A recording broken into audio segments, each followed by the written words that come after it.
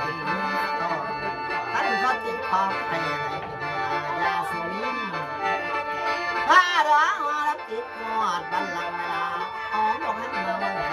หอมบอกให้มาวันหอมมาวันท่านหนุ่มรอคันเขา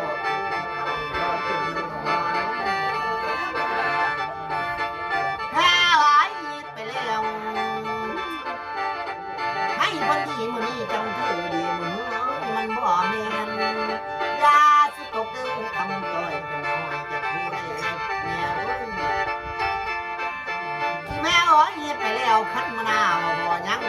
ขันเมื่อหลังว่าบ่แล้วขันเมื่อตกกินเอาขันจับแค่ไปรู้แม่อ้อยไปแล้วให้คนดีเสือละอาไว้ว่าบ่ค่อยมีแม่อ้อยไปแล้วคนนี้ว่ายไปน้ำเกี่ยวบ่โอ้ยตกกันเอา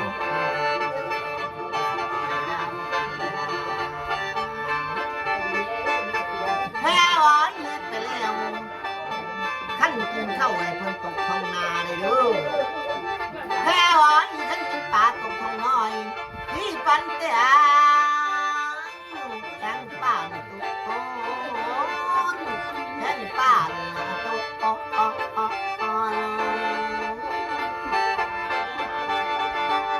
แม่อ้อยไปแล้วยา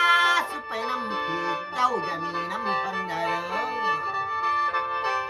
ห้ามเด้อเรื่องบ่มีเจ้าอย่าหาเลยล่ะเรื่องบ่มาแต่อย่าซื้อ